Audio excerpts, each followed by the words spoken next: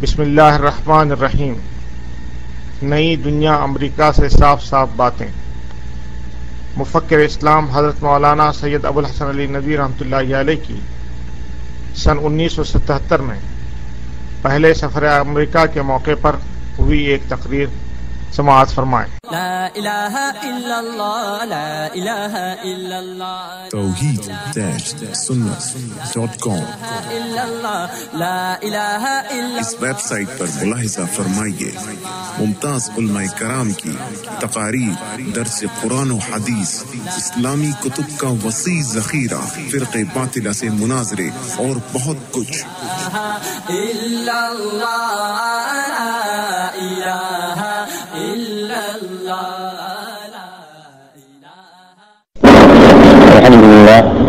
الحمد لله رب العالمين، والصلاة والسلام على سيد المرسلين محمد وآله وصحبه وسلم أجمعين ومن تبعهم بإحسان إلى يوم الدين. أما بعد، فأعوذ بالله من الشيطان الرجيم. لقد خلقنا الإنسان في أحسن تقويم ثم رددناه أسفل سافلين. میرے دوستار بھائیوں، میں اپنی آج کی گفتگو کا آغاز ایسے جملے سے کرنا چاہتا ہوں جس کی طرف رہنمائی تین آیتوں سے ہوئی جو ابھی پڑھی گئی ہے، اور یہ ایک طرح کا القاء کہیے کہ مجھے اس سے راستہ مل گیا آپ سے بات کرنے کا۔ میں اپنی تقریر کا آغاز ایسے جملے سے کرتا ہوں جو آپ کے لیے اور شاید بہت سے پڑھے لکھے لوگوں کے لیے خلاف توقع بھی ہو اور ان کو چونکا دینے والا ہو۔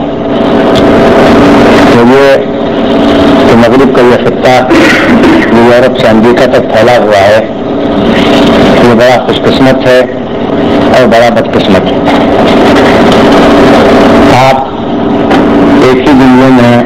اتنے بڑے تضاد کو سن کر تعجب کریں گے، لیکن ابھی آپ کے سامنے جو آیت پڑھی گئی ہے وہ خود ایک بہت بڑی حقیقت کو بیان کرتی ہے انسان کے بارے میں، اور وہی واقعہ اس خطۂ زمین کا ہے جس کو خدا نے دنیا کی قیادت عطا کی بہت سے اسباب کی بنا پر، جن کی تفصیل مشکل ہے، اور میں نے اپنی کتاب مذاقم من حطاط المسلمین اسلام انبیاء اس کے اندری ترجمے میں اس کو تفصیل سے بیان کیا ہے کہ مغرب کو قیادت کیسے حاصل ہوئی۔ جو انسان کا معاملہ ہے وہی تقریباً اس خطۂ زمین کا معاملہ ہے کہ یہ بڑا خوش قسمت ہے اور ایک ہی وقت میں بڑا بدقسمت ہے۔ اور کاش کے واقعہ اتنا ہی ہوتا کہ یہ اپنی ذات سے خوش قسمت ہوتا، اپنی ذات سے بدقسمت ہوتا تو کوئی بہت بڑی ٹریجڈی، کوئی بہت بڑا سامنا نہ ہوتا۔ اس لیے کہ تاریخ انسانی میں ہمیں ایسی قوموں اور ایسے ملکوں کا سراغ ملتا ہے جو بڑے خوش قسمت تھے، اپنے ترقی کے نقطۂ عروج پر پہنچ گئے، اور پھر اس کے بعد ان کا زوال شروع ہوا اور وہ بام سریا سے گر کر پاکستان میں پہنچ گئے۔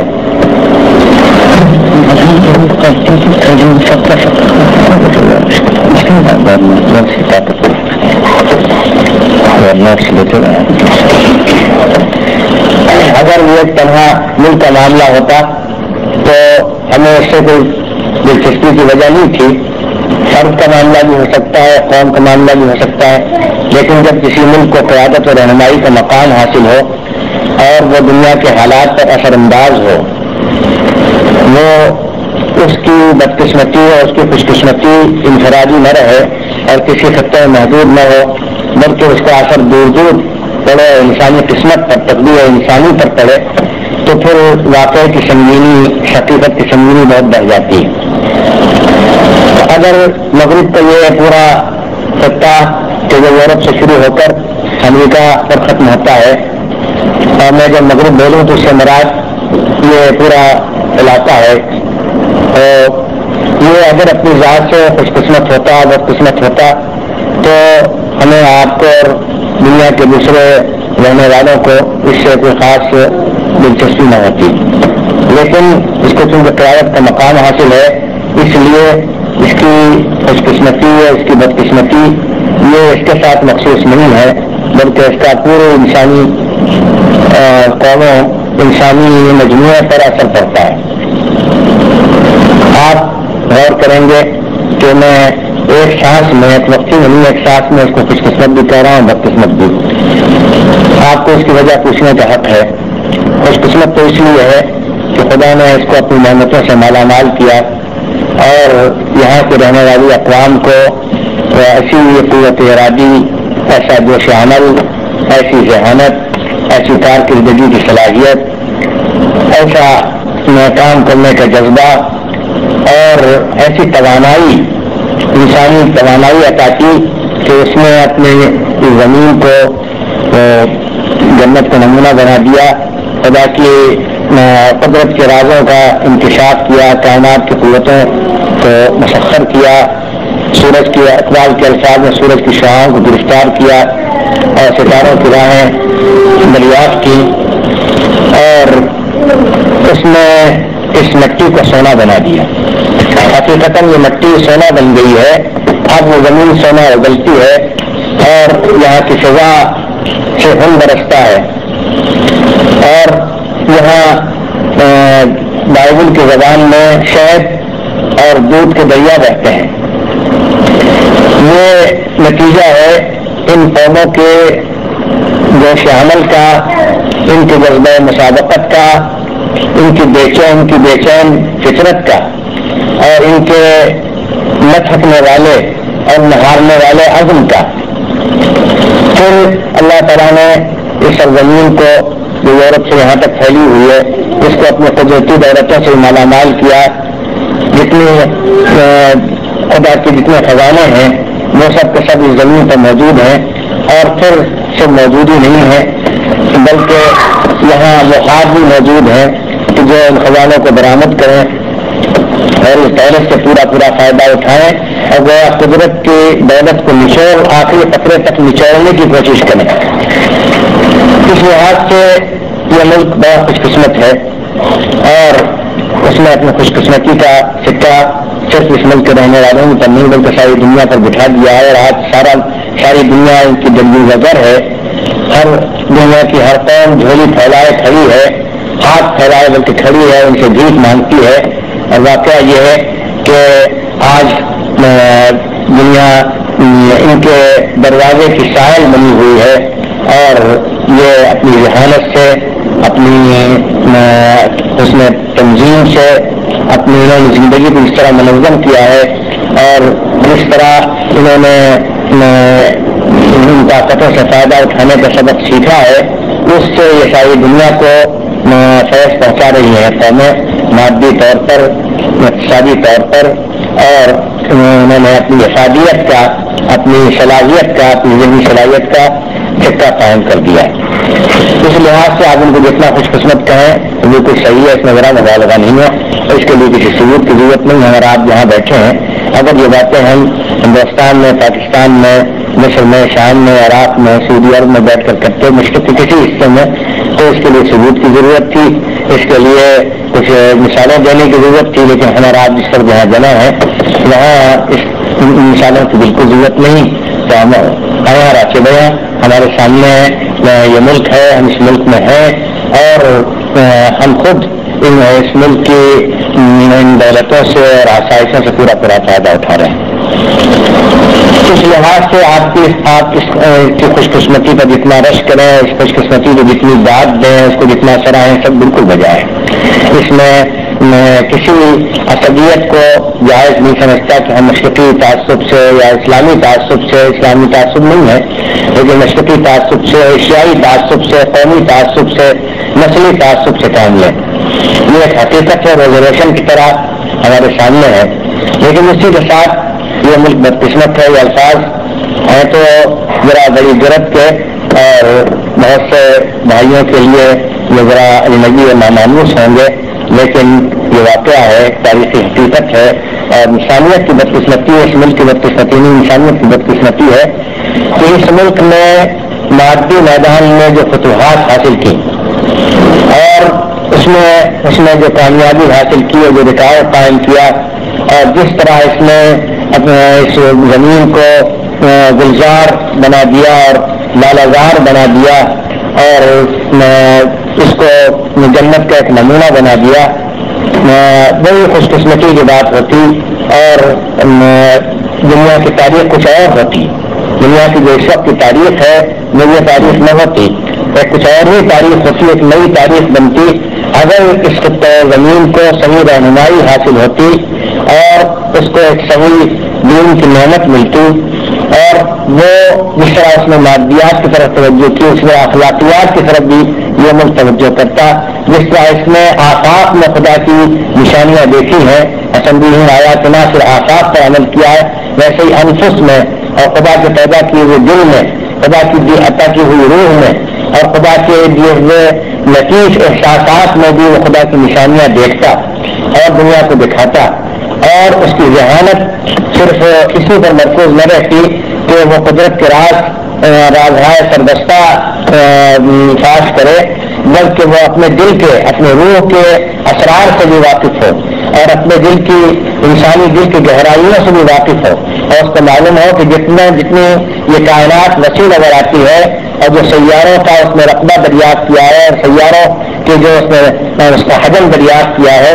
اور وہاں جن چیزوں کا انکشاف کیا ہے، اور اب آخر میں اسی ملک میں چاند پر پہنچ کر ایک اور نئی فتح حاصل کی ہے ان قدرتی طاقتوں پر اور ان اسرار کائنات پر. تو اگر اسی تناسب سے یا اس سے بہت کم تناسب سے وہ انسانی روح کی حقیقت کی طرف بھی توجہ کرتا اور وہ خدا کی ذات و صفات کی اس کو صحیح معرفت حاصل ہوتی اور وہ قلب کی تنہائیوں کو، قلب کی گہرائیوں کو، قلب انسانی کی گہرائیوں کو، قلب انسانی کی طاقت کو، اس کی حرارت کو، اس کی محبت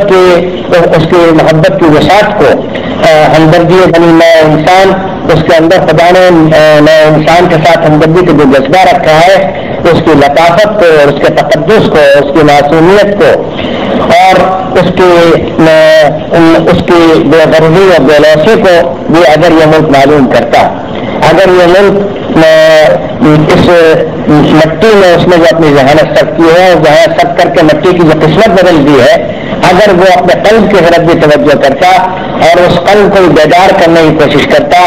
اور اس کے اندر کی طاقتوں کو بھی کسی طرح سے وہ ان سے آشنا ہوتا اور ان سے کام لینے کی اس کو توفیق ہوتی، اس قلب سے کام لینے کی توفیق ہوتی اور اس کو معلوم ہوتا کہ یہ عالم سارا کا سارا پوری کائنات اس دل کے اندر، اس دل کے سمندر کے اندر اگر ڈال دی جائے تو ایک کنکری کی طرح، جس طرح کے ایک چھوٹی سی حقیر کنکری ہوتی ہے تو اس کو اس اٹلانٹک اوشن میں اگر اس اوقیانوس میں ڈال دیا جائے تو وہ جس طرح گم ہو جائے گی، وہ پتہ نہیں چلے وہ کہاں گئی. اگر اسی طریقے سے یہاں کے اس مغربی انسان کو یہ اس کا علم ہوتا کہ انسانی قلب میں کتنی گہرائی اور وسعت ہے کہ اگر ساری کائنات اس میں ڈال دی جائے تو اس کا پتہ بھی نہ چلے کہ وہ کائنات کہاں گئی. اگر اس کو انسانیت کا مقام معلوم ہوتا کہ انسان کیا ہے، اس کو جمادات کا مقام معلوم ہے، اس کو حیوانات کا مقام معلوم ہے، اس کو نباتات کا مقام معلوم ہے، اس میں سے ایک ایک چیز پر، بایولوجی پر اور کیمسٹری پر اور جیولوجی پر اور یہاں تک کہ جیولوجی پر اس نے جو محنتیں کی ہیں اور اپنی ذہانت صرف کی ہے، اس ذہانت کا جو نتیجہ ہمارے سامنے ہے. اس لیے کہ اللہ تعالیٰ فرماتا ہے کہ لیکن انسان اللہ مساعد ہم مثال صوفیرہ فرماتا ہے کلن نمد ہا من عطاء ربک وما كان عطاء ربک محظورا. انسان اپنی کوشش کے لیے جو میدان بھی انتخاب کرے گا اس میدان میں خدا اس کو کامیابی دے گا اور کہیں کوئی راشنی نہیں ہے، کوئی بندش نہیں ہے کہ یہاں سے یہاں تک اور آگے تو خدا کی طرف سے دروازہ بند ہے تم آگے ترقی نہیں کر سکتے. تو اس مٹی پر اس نیچرل لاز جو ہے، فزیکل یونیورس جو ہے، اس پر جو اس نے مغرب میں جو محنت کی اور ذہانت سب کی اس کا نتیجہ ہمارے آپ کے سامنے ہے کہ یہ کائنات سمٹ کر رہ گئی اور اس کو انسان نے اپنے مقاصد کے لیے اور اپنے مفادات کے لیے اس کو مسخر کر لیا. اگر اسی طریقے سے وہ روح پر اور قلب پر اور ایمان و یقین پر یہ ملک محنت کرتا اور اپنی ذہانت اس پر صرف کرتا اور انسانیت کا مقام اس کو معلوم ہوتا ہے, اس کو ایک حیوان کا فائدہ معلوم ہے, ایک جانور کا فائدہ معلوم ہے. ایک درخت تب جب اس نے تحقیقات شروع کی تو اس درخت سے اس نے وہ برآمد کیا جس کا کسی کو تصور بھی نہیں تھا. اسی طریقے سے وہ دواؤں کے خواص اور جتنی بھی چیزیں خدا نے پیدا کی ہیں ان سب کی حقیقت دریافت کرنے کی طرف جب اس نے توجہ کی تو ایک نئے عالم, پہلے تو ایک ہی اس عالم کے علاوہ کسی اور عالم کے ماننے میں لوگوں کو بہت اشکال تھا اور وہ لوگ یہ کہتے تھے کہ دنیا کے سوا اور بھی دنیایں ہیں, ان کو کلیسا نے بڑی سخت سزا دی. لیکن اب ایک چیز میں نئی نئی دنیایں دریافت ہو رہی ہیں. تو اگر اس کو انسانیت کا مقام معلوم ہوتا, اگر یہ انسانیت شرف انسانی سے واقف ہوتا کہ خدا نے انسان کو کیا درجہ دیا ہے, اس کا کیا مقام ہے اس دنیا میں اور اس کی صحیح قیمت کیا ہے, اس کی محنت کا صحیح میدان کیا ہے, تو آج دنیا کی قسمت کچھ اور ہوتی ہے, دنیا کے حالات کچھ اور ہوتے ہیں. لیکن دو واقع ایسے پیش آئے کہ دنیا کی تاریخ میں جس نے اس ملک کو اس محنت سے محروم کر دیا اور یہ ایک المیہ پیش آیا نہ صرف اس ملک کے لیے مغرب کے لیے بلکہ ساری دنیا کے لیے. ایک یہ کہ اس خطہ زمین کو وہ مذہب ملا اس میں ہم مسلمانوں کی بہت بڑی کوتاہی ہے اور ہم جتنا بھی اس کا ماتم کریں, جتنی بھی اپنے کو ملامت کریں, وہ بالکل حق بجانب ہے کہ اس ملک کے لیے اس خطہ زمین کے لیے مناسب ترین مذہب اسلام تھا, جو انسانی طاقتوں کو بیدار کرتا ہے, جو عقل کی ہمت افزائی کرتا ہے, جو عقل سے کام لینا سکھاتا ہے, جو انسان میں خود اعتمادی پیدا کرتا ہے, اپنی عزت کا احساس پیدا کرتا ہے. کہتا ہے لقد خلقنا الانسان فی احسن تقویم, ہم نے انسان کو بہترین اندازے پیدا کیا. جو کہتا ہے لقد کرمنا بنی آدم حملناهم في البر والبحر ورزقناهم من الطیبات وفضلناهم على كثير ممن خلقنا تفضیلا. وہ کہتا ہے کہ ہم نے انسانوں کو, ہم نے بنی آدم کو بڑا اعزاز بخشا, ہم نے ان کا بڑا رتبہ بلند کیا. اور ہم نے ان کو زمین و آسمان کی طاقتوں کا راکب بنایا, شہسوار بنایا. حملناهم في البر والبحر ورزقناهم من الطیبات, اور ہم نے ان کو بڑی نعمتیں عطا کی. وفضلناهم على كثير ممن خلقنا تفضیلا, اپنی مخلوقات میں سے اکثر پر اس کو فضیلت دی. جو کہتا ہے انی جاعل فی الارض خلیفہ, میں زمین میں انسان کو خلیفہ بنانے والا ہوں. وہ انسان کے سر پر اپنی خلافت کا تاج رکھتا ہے. جو آخری چیز ہو سکتی ہے وہ مذہب جس کی بنیاد توحید پر ہے, وہ یہ کہتا ہے کہ انسان خلیفۃ اللہ ہے, انسان اس دنیا میں خدا کا نائب ہے. اور پھر انسان کا مرتبہ اتنا اس میں بڑھایا ہے اسلام میں کہ ایک حدیث قدسی ہے, میں سمجھتا ہوں کہ اس کے آگے انسانیت کی بلندی کا تصور نہیں ہو سکتا. حدیث میں آتا ہے کہ خدا انسان سے کہے گا کہ اے انسان, میں بیمار ہوا تھا تو مجھے دیکھنے نہیں آیا. وہ کہے گا کہ بار خدایا آپ کو بیماری سے کیا مطلب, آپ بیماری سے کیا واسطہ, آپ کو ان سب چیزوں سے بالا تر ہیں. تو ارشاد ہوگا کہ میرا ایک بندہ بیمار تھا, میرا فلاں بندہ بیمار تھا, اگر تو اس کو دیکھنے جاتا تو مجھے وہیں پاتا. اور میرے بندے میں بھوکا تھا, تو نے مجھے کھانا نہیں کھلایا. وہ کہے گا کہ آپ کو بھوک سے کیا واسطہ اور آپ کو بھوک سے کیا نسبت. تو فرمایا جائے گا کہ میرا فلاں بندہ بھوکا تھا, اگر تو اس کو کھانا کھلاتا تو مجھے پہنچتا. اور میرے بندے میں برہنہ تھا, تو نے مجھے کپڑا نہیں پہنا ہے. وہ کہے گا کہ آپ کیا فرما رہے ہیں. تو ارشاد ہوگا کہ میرا فلاں بندہ برہنہ تھا, اگر تو اس کو کپڑے پہناتا تو مجھے پہنچتا. اس سے بڑھ کر انسانیت کا اعزاز نہیں بخشا جا سکتا, اس سے بڑھ کر انسانیت کا کوئی بلند تصور نہیں ہو سکتا. پھر اسلام یہ بتاتا ہے کہ انسان پیدائشی طور پر بے گناہ ہے,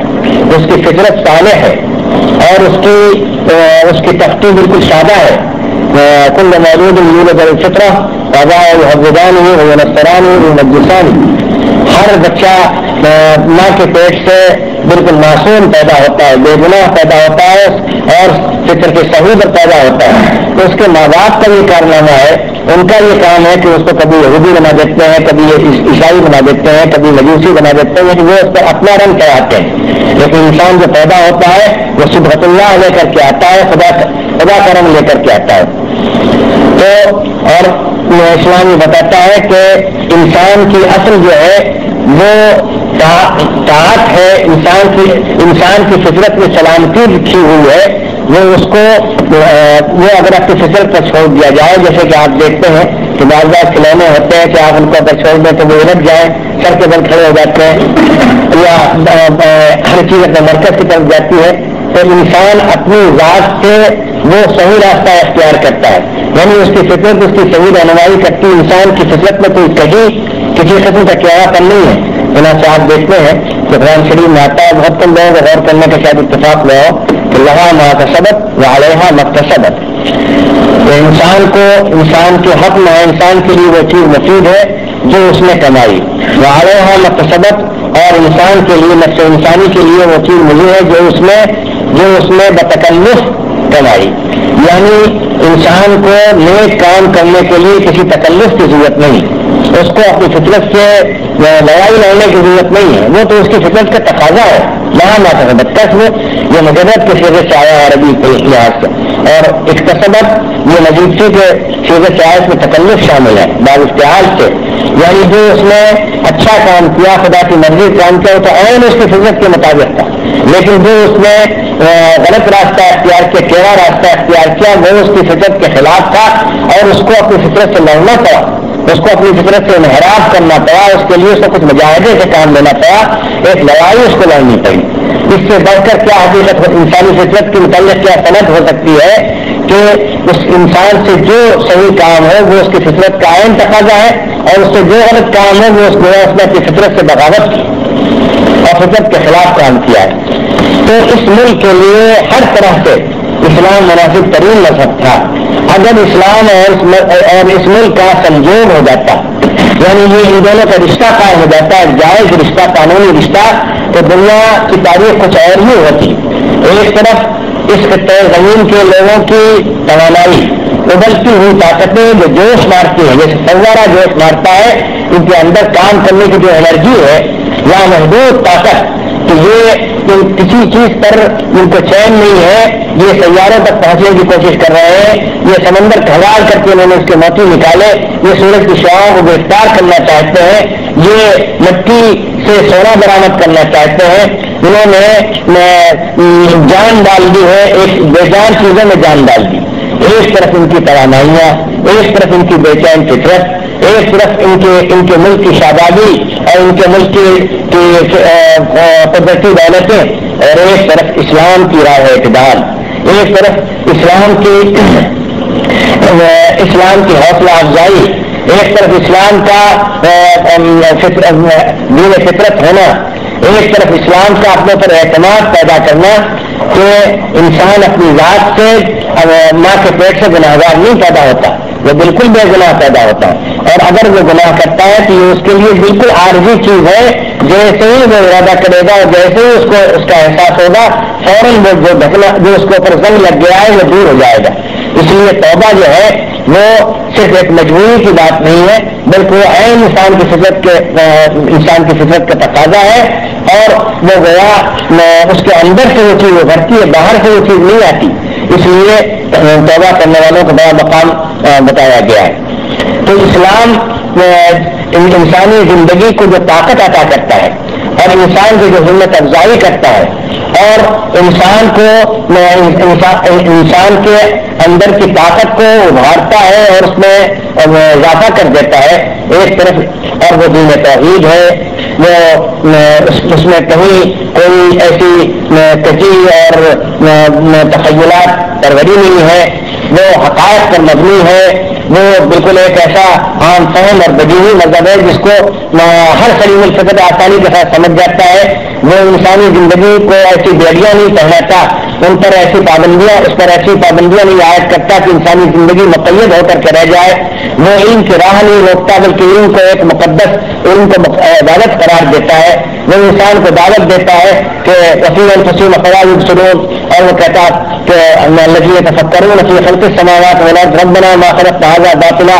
سنريهم آیاتنا فی الآفاق وفی انفسهم. وہ دعوت تفکر دیتا ہے, وہ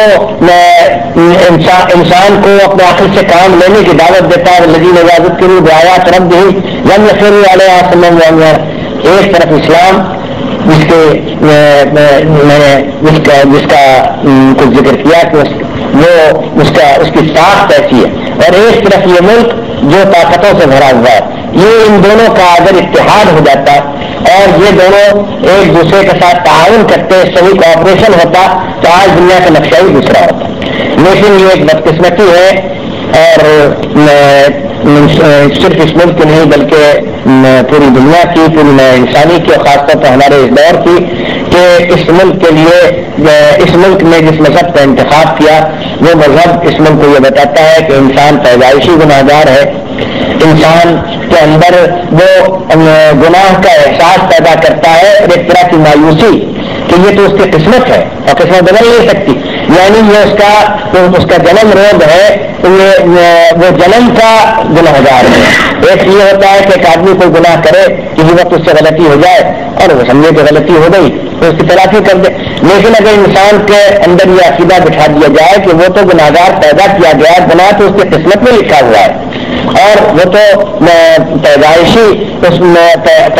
طور پر گناہگار ہے, تو پھر آپ سمجھ سکتے ہیں کہ اس کے اندر کیسی جیسا احساس کمتری پیدا ہو جائے. تو ایک تو بدقسمتی یہ تھی کہ اس نے اس مذہب کا انتخاب کیا. وہ مذہب اس کی انسانیت کو اس کی انسانیت کا اعتراف نہیں کرتا, بلکہ اس کی انسانیت پر ایک دھبا لگاتا ہے اور اس کی انسانیت کو داغدار بنا کر کے پیش کرتا ہے کہ یہ تو ہمیشہ سے گناہگار ہے اور اس کو پھر خارجی امداد کی ضرورت ہے. یعنی وہ خود اس کی اپنے گناہ کی تلافی نہیں کر سکتا, بلکہ اس کے لیے ایک کفارہ چاہیے, ایک ایسی ہستی چاہیے جو اس کا کفارہ بن کر اور اس گناہ کو معاف کروائے. پھر اس کے بعد وہ اس کے تھوڑی عرصے کے بعد اس میں رہبانیت شامل ہو گئی, ترک دنیا کا رجحان اس کے اندر پیدا ہو گیا. پھر اس کے بعد دوسری بدقسمتی یہ تھی, یہ واقعہ دوسری بدقسمتی یہ تھی کہ کچھ عرصے کے بعد جب کلیسا صاحب اقتدار تھا تو کلیسا نے علم کی اور عقل کی راہ روکی, اور جب کہ یورپ بیدار ہو رہا تھا اور وہ زنجیریں توڑ رہا تھا, تو اس وقت کلیسا دیوار بن کر اس کے سامنے کھڑا ہو گیا اور اس نے ہر چیز کو اپنے فیتے سے ناپنا شروع کیا اور اپنے معیار سے, اور ہر چیز کی سند بائبل سے تلاش کرنی شروع کی. اس نے زمین کی مثلاً قربیت کا خیال کیا تو کلیسا نے اس کی مخالفت کی. اس نے تعدد عوالم کا نظریہ پیش کیا کہ یہی دنیا نہیں, اس کے علاوہ اور متعدد دنیایں ہیں, تو کلیسا نے اس کو کفر قرار دیا, ارتداد قرار دیا. اس نے زمین کو سورج کے گرد گردش کرتے ہوئے بتایا تو کلیسا نے اس پر فتویٰ لگایا. پھر کلیسا نے وہ عدالتیں قائم کی کہ جو احتساب کی عدالتیں کہ جن سے جو لوگ ان کا نشانہ بنے وہ گزشتہ جنگ عظیم کے مقتولین سے ان کی تعداد کسی طرح کم نہیں بتائی گئی, کروڑوں کی تعداد بتائی گئی ہے ان لوگوں کی جو انکویشن اور یہ جو احتساب کی عدالتیں تھیں, تفتیش محاکم التفتیش جو یورپ نے قائم کیے, ان کے مقتولین کی تعداد عالمی جنگ کے مقتولین سے کم نہیں ہے. یہ دو چیزیں ایسی جمع ہو گئی کہ اس ملک کا رخ بالکل مادیات کی طرف ہو گیا. پہلی بات یہ ہوئی کہ وہ اس کے اندر اس مذہب سے بے اعتمادی پیدا ہو گئی. مذہب سرے سے ایک مذہب سے نہیں بلکہ مطلق مذہب سے اس کے اندر بے اعتمادی اور ایک طرح سے رقابت اور اس کے خلاف ایک کینہ اور ایک انتقامی جذبہ پیدا ہو گیا. اور دوسری یہ کہ اس نے یہ سمجھا کہ علم میں ترقی اس وقت تک نہیں ہو سکتی جب تک کہ مذہب کی بیڑی کو کاٹ کر کے پھینکا نہ جائے اور کلیسا سے آزادی نہ حاصل کی جائے. چنانچہ یورپ نے کلیسا سے بغاوت کی. اس کے بعد پھر اس نے یہ سفر شروع کیا جس کے نتائج اب آپ کے سامنے ہیں۔ حضرات، یہ داستان طویل بھی ہے اور بڑی دردناک بھی ہے، بڑی دردناک ہے۔ دل پر پتھر رکھے بغیر یہ داستان نہ سنائی جا سکتی ہے نہ سنی جا سکتی ہے۔ تاریخ آپ کے سامنے، آپ سب اہل علم ہیں، آپ کا مسیح مطالعہ ہے، آپ تاریخ کے بھی طالب علم ہوں گے اور تاریخ کے بہت سے فضلہ اور اسکالر بھی ہوں گے، اور میں اس وقت یہ گفتگو ایک ایسی دنیا کی شورِ آفاق یونیورسٹی کے دیوار کے سائے کے نیچے کر رہا ہوں کہ جو دنیا میں شہرت رکھتی ہے، اس کا بہت اونچا مقام ہے، اس لیے مجھے تفصیلات میں جانے کی ضرورت نہیں۔ اب اس وقت اس کا جو نتیجہ نکلنا چاہیے تھا، جب کوئی چیز اپنے ارتقاء پر پہنچ جاتی ہے، اس کا جو کلائمیکس اور جو اس کا نقطۂ عروج ہوتا ہے، اس پر یہ تہذیب پہنچ گئی ہے۔ اس کے آگے جا سکتی ہے، کائنات کے مضمرات کو کوئی نہیں جانتا، خدا ہی جانتا ہے، اس لیے ہم کوئی پیشین گوئی نہیں کر سکتے کہ اس کے آگے دنیا نہیں، ستاروں سے پیچھے جہاں اور بھی ہے، ان ستاروں کے پیچھے اور جہان ہوں گے، لیکن اس وقت یہ تہذیب اپنے جو بہترین پھل لا سکتی تھی اور جو بہترین نتائج دنیا کے سامنے پیش کر سکتی تھی، جو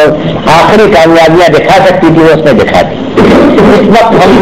ایک ایسے موڑ پر آ کر کھڑے ہو گئے ہیں کہ تہذیب نے اپنا عمل تقریباً پورا کر لیا ہے، اور امریکہ جو اس کا سب سے بڑا مرکز ہے، وہ اس وقت کیا کرے، زندگی اس کو بے مقصد معلوم ہوتی ہے،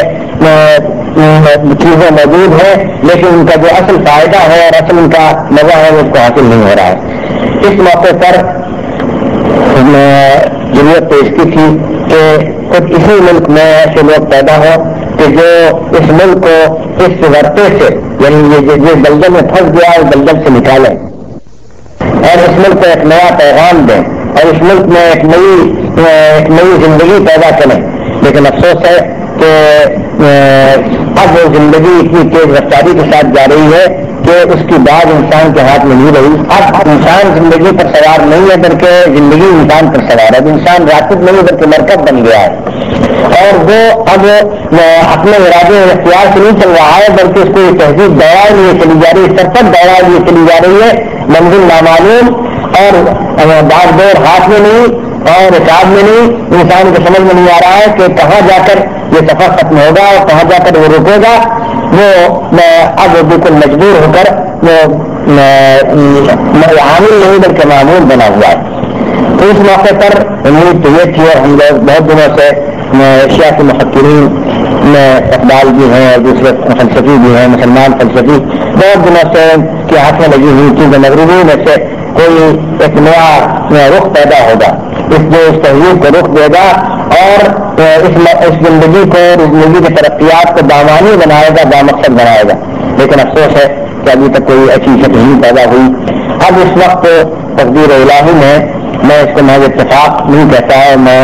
اتفاقات کی منطق کا قائل نہیں ہوں کہ اتفاقی واقعات پیش آتے ہیں۔ میں سمجھتا ہوں کہ اس کے پیچھے خدا کی قدرت، خدا کی حکمت کام کرتی ہے۔ ظاہر کہ تقدیر العزیز العلیم کہ خدا نے آپ کو اس ملک میں پہنچا دیا ہے، بڑی تعداد میں مسلمان یہاں پہنچ گئے ہیں، اور مسلمان صرف ہاتھ پاؤں سے کام کرنے والے نہیں بلکہ دماغی صلاحیت بھی رکھنے والے انٹلیکچوئل کلاس کے لوگ بھی جو یونیورسٹیوں میں تعلیم پا رہے ہیں۔ بہت سے لوگ تحقیقات میں مصروف ہیں، بہت سے لوگ ایسے ہیں کہ جنہوں نے اپنی علمیت کا لوہا بنوا لیا ہے، وہ بہت سی کتابوں کے مصنف بھی ہیں، وہ محقق بھی ہیں۔ تو خدا نے اس وقت ایک موقع دیا ہے کہ اس وقت عالم اسلام کے بہت سے ممالک کے ذہین نوجوان اچھی خاصی تعداد میں یہاں پہنچ رہے ہیں، اور خود یہاں کی آبادی میں بھی اسلام پھیل رہا ہے۔ ایک پوری کمیونٹی موجود ہے جو اسلام قبول کر چکی ہے، اسلام قبول کرنے کے لیے تیار ہے، اور اس کے اندر بڑی گنجائش ہے۔ ہمارے بلالی مسلمان وہ اس وقت ہمارے لیے ایک بہت بڑی طاقت کا سرچشمہ ہے، ہماری امیدوں کا مرکز ہے۔ تو اس طرح اس ملک میں یہ ملک ایک نئی کروٹ لے رہا ہے، اور اس ملک میں امید کی ایک نئی کرن پیدا ہو رہی ہے کہ وہ جو وقت تھا ہمارے لیے کہ ہم اس وقت اس ملک کی دستگیری کرتے افسوس ہے کہ ہمارے آپس کے اختلافات کی وجہ سے اور ہماری کوتاہی سے وہ وقت نکل گیا. چاہیے تو یہ تھا کہ جب ترکوں کو اقتدار حاصل ہوا تھا اور مضبوط عثمانی سلطنت قائم ہوئی تھی، یا اس سے بھی پہلے جب اسپین میں اسلامی حکومت تھی، اس وقت یورپ میں اسلام کی اشاعت ہوتی، تو آج یورپ بھی اس رابطے میں نہ پڑتا. یہ جو جس دلدل میں پھنسا ہے مادیت کی، اس دلدل میں نہ یورپ کو پھنستا اور نہ اس کی وجہ سے وہ قومیں پھنستی جو یورپ کی متعلق ہے. اس کا بہترین وقت وہ تھا کہ جب اسپین میں اسلامی حکومت قائم ہوئی تھی. پھر اس کے بعد اس کا دوسرا وقت وہ تھا جب اسلامی خلافت قائم ہوئی تھی ترکی میں، جس کا مرکز استنبول تھا. لیکن افسوس ہے کہ ہم نے اس وقت اس سے کام نہیں لیا. اور اس سے بھی پہلے جب اسلام کے داعی نکلے تھے دنیا میں، تو کاش کہ اس وقت یہ داعی یہاں بھی پہنچتے. کہا جاتا ہے کہ امریکہ کا کولمبس سے پہلے مسلمان نے انکشاف کیا تھا، تو کاش کے داعی اس وقت اسلام کے مملک یہاں پہنچ جاتے اور وہ اس نئی دنیا کا انکشاف کرتے، اور جہاں جو پہلا پیغام پہنچتا وہ اسلام کا پیغام ہوتا. لیکن افسوس ہے کہ ایسا نہیں ہو سکا، اور اس کا نتیجہ تمام عالم اسلام بھگت رہا ہے ایک سزا کے طور پر. میں اس کو بالکل قدرتی سزا سمجھتا ہوں. آج میں اسلامی ممالک یورپ کی جس غلامی میں مبتلا ہے، آج یورپ کے جس طرح سے وہ بالکل گر بن گئے ہیں، آج مغرب کے ارادوں کو اس طرح وہ تابع ہو گئے ہیں، اور مغرب نے ان کے ساتھ جو معاملہ کر رکھا ہے، جو کھیل کھیل رہا ہے، وہ سب میں سمجھتا ہوں کہ سزا ہے مسلمانوں کی اس کوتاہی کی کہ مسلمانوں نے وقت پر اس کو خدا کا پیغام نہیں سنایا اور اس کو رسول اللہ صلی اللہ علیہ وسلم کے پیغام سے آشنا نہیں بنایا. لیکن اب خدا نے ایک موقع دیا ہے کہ آپ لوگ یہاں مختلف تقریبوں سے، مختلف اغراض سے آپ اس ملک میں بڑی تعداد میں تیزی کے ساتھ آ رہے ہیں. کوئی اسلامی ملک نہیں ہے جس کے بہترین نوجوان یہاں نظر نہ آتے ہیں. اور آخری بات یہ ہے کہ اس ملک میں اس میں حرم ہے، وہاں سے جو نوجوان بڑی تعداد میں آ رہے ہیں. اس وقت آپ حضرات اپنی ذمہ داری سمجھیں، اور یہ سمجھیں کہ آپ کی ذمہ داری اتنی نہیں ہے کہ اس ملک یعنی امریکہ مغرب کے علوم سے آپ فائدہ اٹھائیں اور یہاں پر اپنے معاشی مسئلوں کو حل کریں، یا آپ یہاں سے بڑی دولت کما کر کے اپنے ملک میں لے جائیں، اس کے اپنے کنبے کو یا اپنے خاندان کو فائدہ پہنچائیں. آپ کو اپنی ذمہ داری یہ سمجھنی چاہیے کہ اس ملک میں جس چیز کی کمی ہے، یہ اس ملک میں اس ملک کے ساری دولتوں کے باوجود یہ ملک جس دولت کے بارے میں بالکل محتاج ہے، خدا کا فرمان اسفل السافلین. اگر آپ اس کی سائنسی ترقیات دیکھیے، اگر آپ اس کی فتوحات، مادی فتوحات دیکھیے تو لقد خلقنا الانسان فی احسن تقویم. اگر آپ اس کا اخلاقی اخلاص دیکھیے، اگر آپ اس کی روحانی قیاس دیکھیے، اگر آپ اس کے دل کا اس کے روح کا قرض دیکھیے، اگر آپ اس پختگی، عقلی پختگی کے ساتھ اس کی عقلی بچپن کو دیکھیے، عقلی طفولیت کو دیکھیے، دونوں چیزیں اس میں جمع ہے. ایک طرف تو یہ چاند پر جا رہا ہے اور ایک طرف یہ بالکل اسفل السافلین، یہ اخلاقی پستی کے آخری گڑھے میں گر رہا ہے. وہی امریکہ کہ جس نے ہر مسئلے کو حل کر دیا ہے، وہ آج اپنے نوجوانوں کے اخلاقی مسئلے کو حل کرنے میں ناکام ہے. اور جیسے کہ اقبال نے کہا تھا کہ جس نے سورج کی شعاعوں گرفتار کیا، زندگی کی شب تاریخ سحر کر نہ سکا.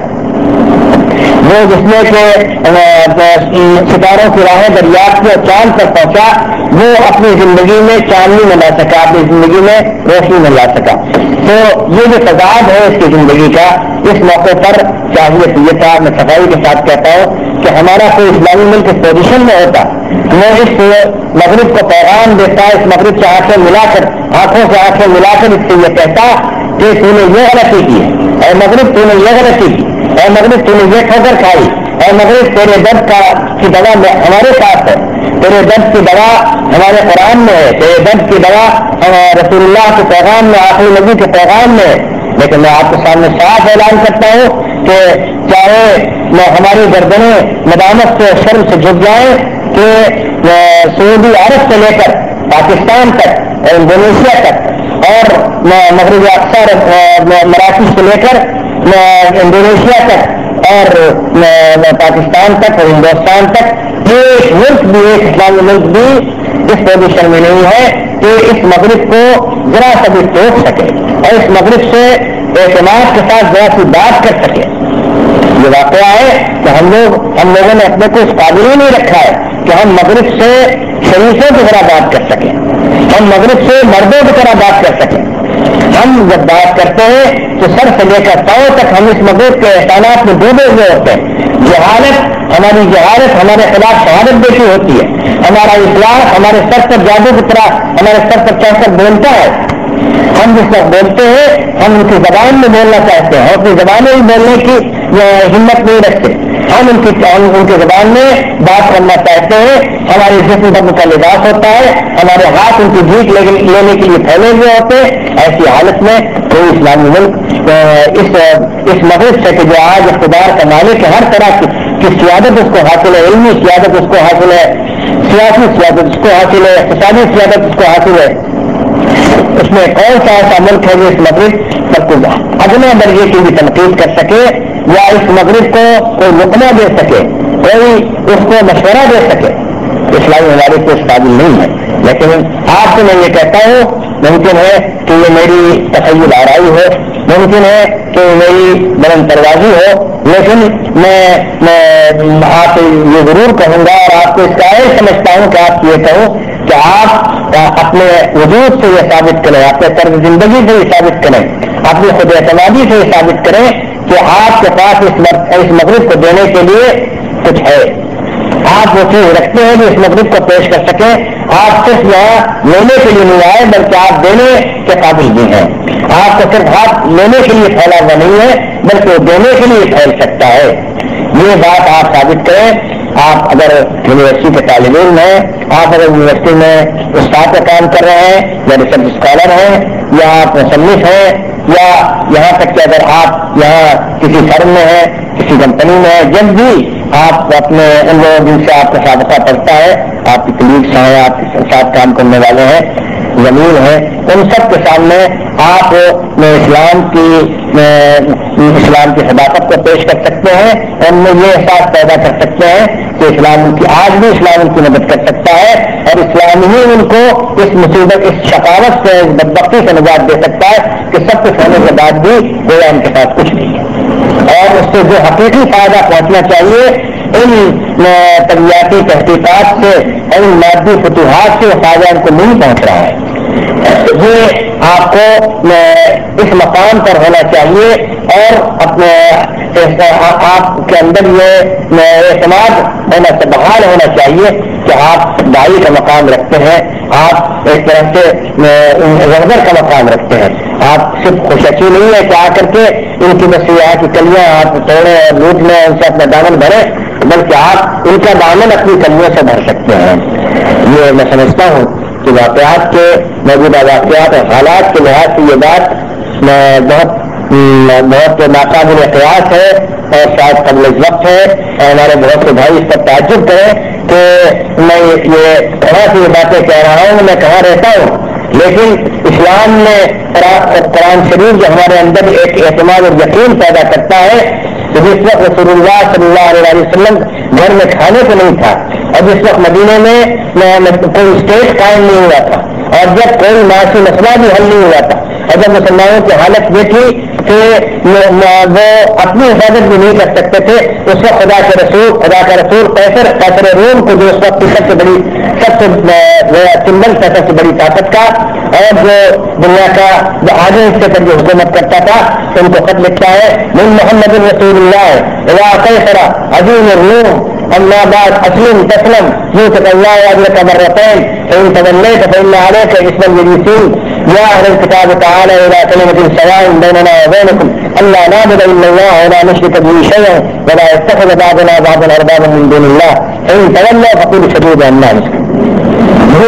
ہم اس پیغمبر کی امتی ہیں جس میں فقر و فاقے کی حالت میں، جس میں اس غلامی کی حالت میں اور معاشی اور سیاسی ہر طرح سے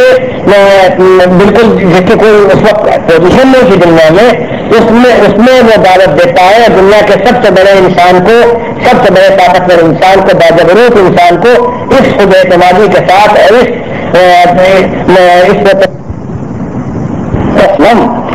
یہ کیا ہمت تھی، یہ کیا مقام تھا، یہ کیا بلندی تھی کہ جس کے گھر میں اس وقت بھی کھانے کے جس وقت اس نے خط لکھوایا ہے تو اس وقت کے دیکھنے والے جانتے ہوں گے کہ اس وقت بھی اس بات کا کوئی اطمینان نہیں کہ کھانے کو موجود ہے یا نہیں ہے، اور جس کے خزانے میں پیسہ نہیں، اور چند لوگ ہیں جو اس کے ماننے والے ہیں، جو اس طرح کہتا ہے کہ اسلم تسلم، اسلام قبول کرو بچ جاؤ گے، تمہاری حفاظت ہوگی، تمہاری جان بچے گی۔ یہ ہم اس پیغمبر کی امتی ہیں۔ آج ہمارا مقام یہ ہونا چاہیے کہ ہم آج اس قوم کو دینے کا حوصلہ رکھیں اور ان کو یہ احساس دلائیں کہ ہمارے پاس وہ دولت ہے جس سے یہ محروم، اور بغیر اس دولت کے یہ تمدن بچنے والا نہیں۔ یہ تمدن ابھی سب خودکشی پر پورے طور پر آمادہ ہو چکا ہے، اور یہ اس گہری خندق میں چھلانگ لگانے کے لیے تیار ہے جس میں گرنے کے بعد یہ کبھی ابھر نہیں سکے۔ اس کو اگر کوئی چیز بتا سکتی ہے تو یہی خدا کی بھیجی ہوئی تعلیمات اور قرآن مجید کی رہنمائی، اور یہ کہ ان مادیات کا رشتہ اخلاقیات سے جوڑا جائے اور وسائل اور مقاصد کے درمیان ایک رابطہ قائم کیا جائے۔ اگر مادیات ہیں اور اخلاقیات نہیں تو تباہی کے سوا کوئی انجام نہیں۔ یہ وہ پیغام ہے جو ہمارے اسلامی ملکوں کو دینا چاہیے تھا، ہماری اسلامی اسٹیٹس کو دینا چاہیے تھا، ان کے سربراہوں کو دینا چاہیے تھا، اور میں نام لے لے کر کہہ سکتا ہوں کہ یہ ملک خالد کو دینا چاہیے تھا، یہ ذوالفقار علی بھٹو کو دینا چاہیے تھا، یہ انڈونیشیا کے صدر مملکت کو دینا چاہیے تھا، یہ ملک حسن کو دینا چاہیے تھا، یہ ملک حسین کو دینا چاہیے تھا کہ مغرب تو ڈوب رہا ہے، ہم تجھے بتا سکتے ہیں۔ لیکن واقعہ یہ ہے کہ یہ ان میں سے کوئی وہ پوزیشن نہیں رکھتا، انہوں نے اپنے کو اس قابل رکھا ہی نہیں ہے۔ یہ مغرب کے دریازہ گر بن کر اپنے کو ہر حق سے محروم کر چکے ہیں۔ ان میں کسی میں یہ ہمت نہیں کہ آج مغرب سے یہ کہہ سکے کہ تیرے تمدن میں کچھ کمی ہے۔ وہ دیکھتا ہے، مغرب دیکھ رہا ہے کہ یہ تو اپنی معراج سمجھتے ہیں، اپنی معراج ساری دنیا، کسی نے کہا ساری دنیا کا قبلہ حرم ہے، اور حرم کا قبلہ امریکہ بنا ہوا ہے۔ یہ میں کہہ رہا ہوں دین کا ایک ادنا طالب علم اور اس طبقے سے تعلق رکھنے والا، وہ جس کو ہر حال میں دفاع کرنا چاہیے۔ میں آپ کے سامنے صفائی سے کہہ رہا ہوں کہ آج ہمارے یہ اسلامی ملوک اور وسائل جمہوریات اور ہماری یہ اسلامی اسٹیٹ یہ اس قابل نہیں ہے کہ مغرب کو کوئی یہ پیغام دے سکے اور مغرب کو کوئی مشورہ دے سکے۔ لیکن آپ اگرچہ آپ کو کسی ریاست کے مالک نہیں، آپ کسی خزانے کے مالک نہیں ہیں، لیکن آپ یہاں یہ اثر انجام دے سکتے ہیں۔ کس طرح دے سکتے ہیں؟ اس طرح کہ آپ ایک زندگی کا مظاہرہ کریں، آپ خود اعتمادی کا اظہار کریں، آپ اپنے ایمان پر، دین پر فخر کرنا سیکھیں، آپ خدا کی اس نعمت پر شکر کریں کہ اللہ نے آپ کو اسلام سے نوازا ہے، اور اپنی نمازوں کے ذریعے، اپنی دعاؤں کے ذریعے، اپنے اس مادیت کے جال سے آزاد ہونے کے ذریعے یہ ثابت کریں آپ کہ مادیت آپ کو غلام نہیں بنا سکی ہے۔ ابھی آپ کی روح زندہ ہے، مردہ نہیں ہوئی ہے، ابھی آپ کا قلب زندہ ہے، ان کی طرح مردہ نہیں ہو چکا ہے، ابھی آپ کے اندر خیر و شر کا فرق کا احساس باقی ہے، ابھی آپ کے لیے دولت ہر چیز سب کچھ دولت ہی نہیں ہے، بلکہ آپ کے نزدیک یہ دنیا بھی سب کچھ نہیں ہے، اس زندگی کے بعد ایک دوسری زندگی آنے والی ہے، اور آپ خدا کو قابل مطلق سمجھتے ہیں، اور آپ اس کی رضا کو سب سے بڑا اپنا کمال اور اپنی شہادت سمجھتے ہیں۔ یہ خدا نے آپ کو ایک موقع دیا ہے، میں سمجھتا ہوں کہ آپ کو خدا نے اسی لیے بھیجا ہے کہ آپ ان کے سامنے ایک اور زندگی کا ایک اور تجربہ پیش کریں، اور کچھ اور ان کے سامنے کچھ حقیقتیں لائیں جو ان کی نگاہوں سے بالکل اوجھل ہو چکی ہیں، اور مسئولیت اپنے ان سب کلیساؤں کے ساتھ اور اپنے ڈیوینٹی ڈپارٹمنٹ اور یہ جو ڈیوینٹی کالج ہیں ان سب کے ساتھ، اور جو